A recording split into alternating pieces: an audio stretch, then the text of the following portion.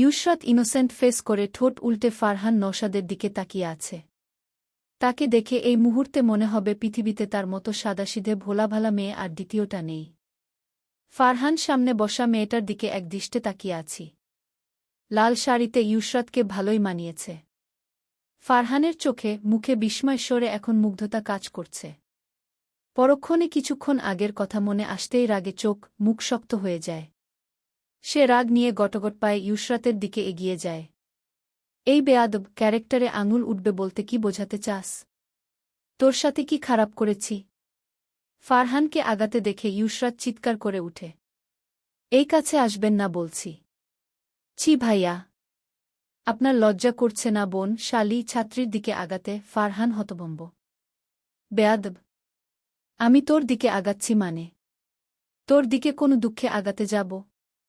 Stupid! ইউশরাত ফারহানকে মুখ বাঁকিয়ে ভেঙচি দেয়। তো আপনাকে কে বলেছে স্টুপিডকে জোর করে বিয়ে করতে? পায়ে পায়ে আগাচ্ছেন আবার মিথ্যে বলছেন। আমি এখন বুঝতে পারছি আসলে আপনার মতো শয়তানকে বিয়ে করবে না বলেই আপু পালিয়েছে। ফারহানের কাটা গায়ে যেন নুনের ছিটে পড়ল। তোর সাহস তো কম না। আমার বউ ভাগিয়ে দিয়ে আবার বড় বড় কথা বলছিস। অন্যায় করে গলা বাজি করছিস। আপনার শরম করেনি শালিকা বিয়ে করতে? না করেনি। তোর সমস্যা? এই আপনার কি মনে হয় আমি আপনার শয়তানি বুঝি না? আপু পালিয়েছে তাই শাস্তি দিতে আমাকে বিয়ে করেছন। কবুল না হয় চাপে পড়ে বলেছিস তো রেজিস্ট্রিতে সাইন করলি কেন? এত সমস্যা তো সাইন করতি না। তোকে জোর করেছে কে? আসছে কবুল বলিয়ে রেজিস্ট্রির কথা বলতে। আসলটা তো আগে সারা শেষ। ইচ্ছে করে আব্বুর কাছে পেপার দিয়েছেন যাতে আমি ভয়ে কোনো কথা না বলে সই করে দিই। এখন ভাব নিচ্ছেন। যত ভাবই নেন না কেন আমি কিন্তু আপনাকে বর মানি না। বর বলবও না। আপনি আমার দুলাভাই। ফারহান এবার দৃষ্টি সরিয়ে নেয়। থ্যাস মারাতে রাগ হচ্ছে সাথে বিরক্তিও কাজ করছে। বিরক্তি নিয়ে বিড়বিড় করে। একটা পালাইছে। আরেকটা গলায় ঝুলিয়েছি নিজের সর্বনাশ করতে। হায় কপাল আমার! ইউশরাত চোখ কুঁচকে তার কথা শুনতে চাচ্ছে। কিন্তু সে সফল হয় না। ফারহান একবার তার দিকে তাকিয়ে তোয়ালে টি শার্ট আর ট্রাউজার নিয়ে ওয়াশরুমে চলে যায়। ধাম করে দরজা বন্ধ করে দেয়। ইউশরাত কেঁপে উঠে। ভয় কাটাতে বুকে থুথু দেয়। গোলাম রব্বানী সাহেব চোখের উপর হাত অন্য হাত পেটের উপর রেখে সোজা হয়ে শুয়ে আছে। শ্বাসপ্রশ্বাসের গতিতে বোঝা যাচ্ছে এখনও ঘুমায়নি। মারিয়াত বেগম ভয়ে ভয়ে এসে স্বামীর পাশে দাঁড়ায়। গলা ভিজিয়ে বলে, শুনছ? বলি প্রেসারের ঔষধটা খেয়ে ঘুমাও। রেগুলার ঔষধ মিস গেলে সমস্যা হবে। গোলাম রব্বানী সাড়া দেয় না। তার সাড়া না পেয়ে মারিয়াত বেগম হাত দিয়ে হালকা ধাক্কা দেয়। গোলাম রব্বানী এবার রাগ এবং বিরক্তি নিয়ে উঠে বসে। কি হয়েছে? কি চাই তোমার? আজ এত এত মানুষ দ্বারা অপমান করিয়েও তোমাদের মা মেয়ের শান্তি হয়নি না? এভাবে বলছ কেন? আমি কি ওকে এমন করতে বলেছি? তুমি বলোটা কি? হ্যাঁ, তুমি জানো না আজ আমি কতটা অপমানিত হয়েছি? নাকি দেখনি? আর ৫ জন ব্যক্তির মেয়ে পালিয়ে যাওয়া আর একজন শিক্ষকের মেয়ে পালিয়ে যাওয়া কি এক? তোমার মেয়ের আচরণের জন্য সবাই আমার শিক্ষার উপর আঙুল তুলছে। এটা কতটা অপমানের তা বোঝ। কেমন মা তুমি? মেয়ে কি করছে, কার সাথে সম্পর্ক রাখছে সেসব খেয়াল রাখতে পারো না। মারিয়াত বেগম মাথা নিচু করে আছে। নীরবে অশ্রু বিসর্জন দিচ্ছেন। মেয়ে পালিয়েছে সেখানে তার কি করার ছিল? সে কি পালাতে বলেছিল নাকি? নাকি জানত এমন হবে? কোনো মা কি বাচ্চাকে বাবা মায়ের সম্মান নষ্ট করে পালানোর শিক্ষা দেয় নাকি? সে তো টেরই পায়নি। গোলাম রব্বানী স্ত্রীর হাত থেকে পানি আর ঔষধ নিয়ে খেয়ে আবার শুয়ে পড়েন। মারিয়াত বেগমও বাতি অফ করে শুয়ে পড়ে। এত ঝামেলায় ফোনের খবর না। এদিকে কাঠের ওয়ার্ড্রোবের উপর থাকা ফোনটা কিছু সময় আলো জ্বলে আবার নিভে যাচ্ছে। ফারহান একসাথে গোসল করে বেরিয়েছে। রুমে এখন আলো জ্বলছে। রুমের ২ কর্নারে বড় বড় ২টি এলইডি জ্বালানো। ইউশরাত আলো জ্বালিয়ে বিছানার একেবারে মাঝ বরাবর শুয়ে আছো। এটা যে ইচ্ছে করে করেছে তা ফারহানের ভালোই জানা। চাদর দিয়ে তার আপাদমস্তক ঢাকা। ফারহান ভেজা কাপড় ব্যালকনিতে মেলে ঘরে ফিরে একেবারে বেডের পাশে দাঁড়ায়। এই উঠ। না। বিপরীত মানুষটা সাড়া দেয় না। 10-20 মিনিটে ঘুমানোর মেয়ে ইউসরাত না। ফারহান না পেরে ইউসরাতের মুখ এবং কানের উপর থাকা হাতটা টেনে ধরে। এই উঠ, উঠে অজু করে আয়, যা। হাত টানাতে ইউসরাত লাফিয়ে উঠে। এই সমস্যা কি আপনার? হ্যাঁ, এভাবে টানাটানি করছেন কেন? সন্ধ্যায় হাড্ডি ভেঙে শান্তি হয়নি? You stupid girl. বেশি কথা না বলে যা, অজু করে আয়, নামাজ পড়ব। সাদ ভাই, আপনার নামাজ পড়তে মন চাচ্ছে তো পড়ুন না। আমাকে টানছেন কেন? আমার এখন তাহাজ্জুদ পড়ার মুড নাই। তাছাড়া তাহাজ্জুদ হচ্ছে বান্দা তার প্রভুর কাছে আরজি জানানোর, নিজেকে তুলে ধরার, প্রভুর সাথে কথা বলার একান্ত মাধ্যম। সেখানে আপনি জোর করার কে ভাই? হুট, সরুন তো। আপনার কথায় তাহাজ্জুদ পড়তে গিয়ে ফজর মিস দিতে চাচ্ছি না আমি। ফারহান কটমট চোখে ইউসরাতের দিকে তাকিয়ে আছে। বেয়াদব তোকে এমনি বলি? সব সময় নিজের মতো বেশি না বুঝলে হয় না, না? আমি তোকে বলেছি তাহাজ্জুদ পড়ব? আমি তোকে নফল নামাজ পড়তে ডেকেছি। যা, অজু করে আয়। ইউসরাত চোখ কুঁচকে নেয়। আমি আপনার সাথে কোনো নামাজই পড়ব না। সরুন তো। ফারহান ইউসরাতের দিকে রাগ নিয়ে তাকিয়ে পড়ে, ঠাস করে হাতটা ঝাড়া মেরে ফেলে দুপদাপ পায়ে সরে পড়ে। ঝাড়ার সাথে হাতটা যেন নড়ে গেল। ইউসরাত বিরক্তিতে চোখ কুঁচকে নেয়। আশ্চর্য! আমার হাত কি রিলিফের মাল নাকি?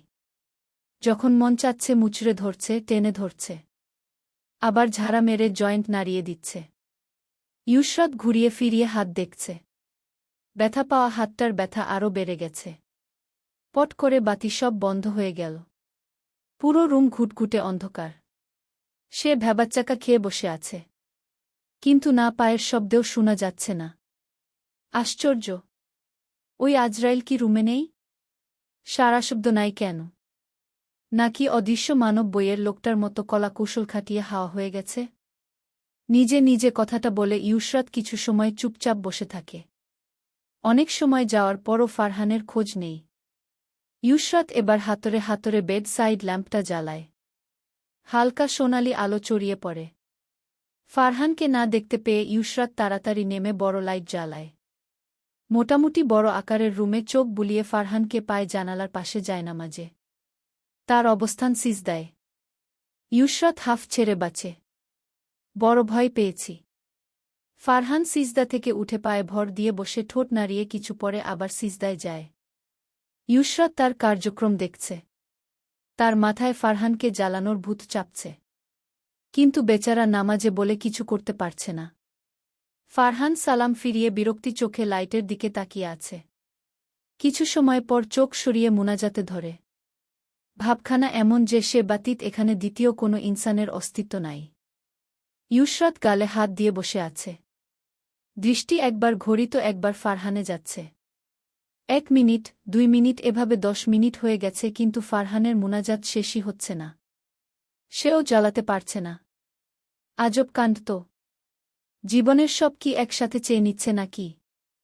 নাকি আমার সাথে অন্যায় করার জন্য ক্ষমা টমা চাচ্ছে? যদি তা হয় তো ভাই, নিজের আজরাইল সত্তা মোচনের দোয়াও করে নাও।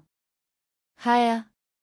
কথা শেষ করে বড় এক হামি দিয়ে সে ঠুস করে শুয়ে পড়ে। এই বেরো। ইউসরাত ধরপড়িয়ে উঠে বসে। ফারহান তার সামনে দাঁড়িয়ে। পরনে টি-শার্ট, ট্রাউজার। মাথায় এখনও টুপি পরা। সে মুনাজাত শেষ করে ইউসরাতের উপর চড়াও হয়েছে। ইউসরাত হতভম্ব হয়ে বলে, বেরোব মানে? বেরোবি মানে রুম থেকে বের হবি। তোর এখানে কাজ নাই। প্যান প্যান করে পুরো মাথা খেয়ে ফেলছিস। ফারহান রেগে আগুন হয়ে আছে। ধমক খেয়ে ইউসরাতের চেহারা কাদো কাদো হয়ে গেছে। রুম থেকে বেরোতে বলাতে ইউসরাত অপমানে লাল হয়ে যায়। সে তো যেচে আসেনি, তাহলে এভাবে বেরোতে বলবে কেন? আমি বের হব না, তুমি বের হও। তার রাগী কণ্ঠ ফারহানের রাগ, ক্রোধের আগুনে যেন ঘি ঢালল। ফারহান ধূপধাপ পা ফেলে এগিয়ে এসে ইউসরাতের হাত টেনে ধরে সোজা নিয়ে গিয়ে রুমের বাহিরে ফেলে। তারপর ঠাস করে রুমের দরজা বন্ধ করে দেয়। ইউসরাত হাঁ করে তাকিয়ে আছে। এভাবে বের করে দিল? মুখের উপর দরজা বন্ধ করাতে অপমানে চোখ থেকে টপটপ করে অশ্রু গড়াচ্ছে। ইউসরাত বন্ধ দরজায় কষে একটা লাথি মারে। ভাবখানা এমন যে লাথি দরজা না অন্য কাউকে মারছে। দরজার জায়গায় সে ফারহানকে কল্পনা করছে। সে এই মুহূর্তে তার চরম শত্রু। শালা বেয়াদব, আমি তোর সাথে থাকতে এসেছি নাকি? নিজেকে কি রাজপুত্র ভাবছ নাকি? দেখতে পুরা আজরাইলের মতো। আবার ভাব দেখায়। ফট করে রুমের দরজা খুলে যাওয়াতে তার মুখ অফ হয়ে যায়। গালি দেওয়া থেমে যায়। ফারহান ভ্রুকুটি করে তাকায়। রাশভারী কণ্ঠে বলে, দরজায় কিসের শব্দ হয়েছে? ইউসরাত অপ্রস্তুত হাসে। কিছু না ভাইয়া। আমি পড়ে যাচ্ছিলাম তো তাই দরজায় হাত ঠেকিয়েছি। হাত রাখলে এমন শব্দ হবে কেন? মনে হচ্ছে কেউ বাড়ি মেয়েছে। ইউসরাত মুখ নিচু করে কাছুমাছু করছে। এখন যদি শুনে সে লাথি মেরেছে তাইলে সে নিশ্চিত শেষ। না আবার লাথি মেরে উড়িয়ে দেয়। ভেতরে আয়। কথাটা বলে ফারহান দরজা খোলা রেখে ভেতরে চলে যায়। ইউসরাত সঙ্গের মতো দাঁড়িয়ে আছে। তার দ্বিধ মন কিছুতেই ভিতরে যাবে না। কিছুক্ষণ আগে অপমান করে বের করে দিয়েছে, সেটা তার ভুলার কথা নয়। ইউসরাত মানে কেটে পড়ল। নিজের রুমের সামনে গিয়ে দরজা ধাক্কায়। কিন্তু না, খুলছে না। ভেতর থেকে বন্ধ। ইউসরাত খালামনির রুমে যায়। পরে আর নক করে না, কারণ তার আঙ্কেলও আছে। তাদের বিরক্ত করা ঠিক না ভেবে এবার সে খালি রুমের সন্ধানে বেরোয়। না, কোনো জায়গা খালি নেই। ড্রয়িংয়ের সোফায়ও মানুষ শুয়েছে। গ্রাম থেকে তাদের অনেক আত্মীয় এসেছিল। এছাড়া তাদের দাদা বাড়ি, নানা বাড়ি থেকে আসা আত্মীয়রাও রয়েছে। বর-কনের একসাথে এক জায়গায় বিয়ে, সে হিসেবে মানুষও বেশি। যেহেতু বিয়েতে বিলম্ব হয়েছে তাই কাছের রাত চলে গেলেও দূরের সবাই রয়ে গেছে। ইউসরাত ভাবতে ভাবতে হঠাৎ মাথায় বুদ্ধি খেলে যায়। সেও আর বিলম্ব করে না। ইউসরাতের সারা শব্দ না পেয়ে ফারহান মুখে সূচক শব্দ করে পেছন ফেরে। না, রুমে তার অস্তিত্ব নেই। দরজার সামনে ফাঁকা। ফারহান বড় বড় পায়ে বেরিয়ে আসে। সে এতক্ষণ বিছানা রেডি করছিল। উপরের পুরো করিডোর খালি। সময় মধ্যরাত। সবাই যার যার মতো ঘুমিয়ে গেছে, তাই সব নীরব হয়ে আছে। ফারহান এবার খোঁজে নামে। কিন্তু কোথায় খুঁজবে তার বুঝে আসে না। রুম সব লক করা। ড্রয়িং রুমে বাতি অফ করে ছেলেরা শুয়েছে। রান্নাঘরের বাতির আলোতে সেখানে হালকা আলোকিত হয়েছে। সব আবছা দেখা যাচ্ছে। ফারহান এত রাতে কাউকে ডাকতেও পারছে না। আবার রাগে বাসা থেকে বের হয়ে গেছে কিনা সে চিন্তা মাথায় আসতে তার উদ্বিগ্নতা বাড়ে। ইউসরাতকে খুঁজে ফারহানের পাগল পাগল অবস্থা। এই মেয়ের জন্ম যেন তাকে জ্বালানোর জন্য। যদি কিছু হয় আর গোলাম রব্বানী জানে যে তার মেয়েকে সে বের করে দিয়েছে, তাহলে আরেক কেলেঙ্কারি হবে। অনেকক্ষণ ঘুরার পর হুট করে কিছু মনে পড়তেই ফারহান ধীর পায়ে হেঁটে একটা রুমের সামনে যায়। হালকাভাবে নব ঘুরাতেই দরজা খুলে যায়। বিছানায় চাদর পেঁচিয়ে থাকা মানবীকে দেখে তার চোখের রং পাল্টায়। মুখের পেশি শক্ত হয়। মুখটা চাদরের বাহিরে, তাই সে কে তা সহজেই চেনা যাচ্ছে। আধা ঘন্টার বেশি সময় ধরে সে পাগলের মতো একে খুঁজছে। অন্যদিকে সে এসি চালিয়ে আরাম করে ঘুমাচ্ছে। ইউসরাত তখন এসে সিরাতের রুমে ঢুকেছে। এ রুমটা পুরো খালি ছিল।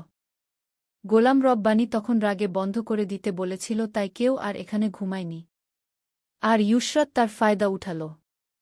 ফারহান ওয়াশরুমে গিয়ে বড় এক মগ পানি নিয়ে আসে।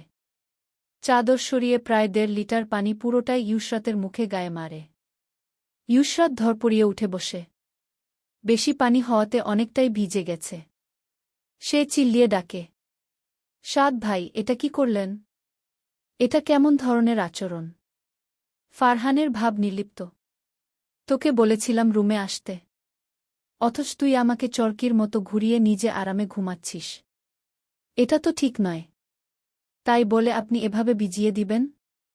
এখন তো চাদর বালিশ সব ভিজেছে।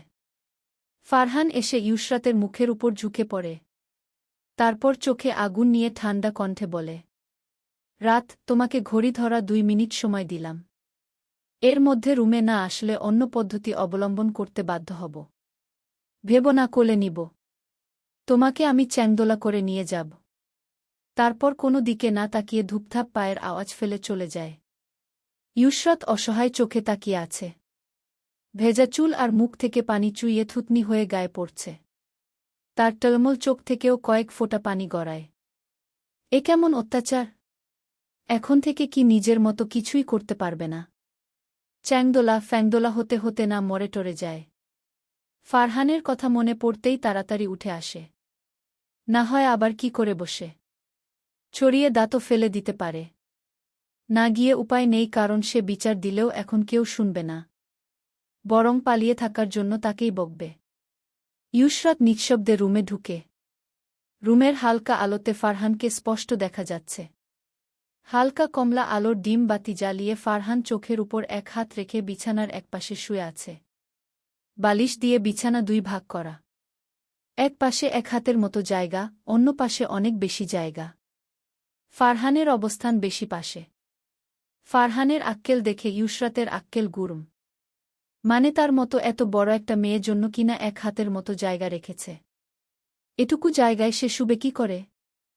এক পল দিলেই তো নিচে। সাত ভাই, আমি এটুকু জায়গায় ঘুমাব? হ্যাঁ, যতটুকু দিয়েছি তাতেই ঘুমাবি।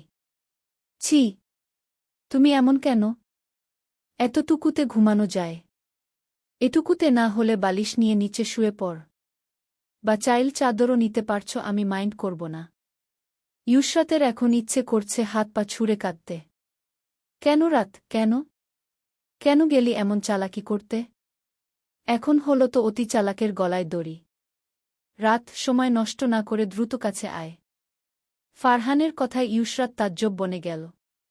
কাছে আয় মানে কি? ছি ভাইয়া, এসব কি বলো? তুমি না অন্য একজনের বর হতে যাচ্ছিলে?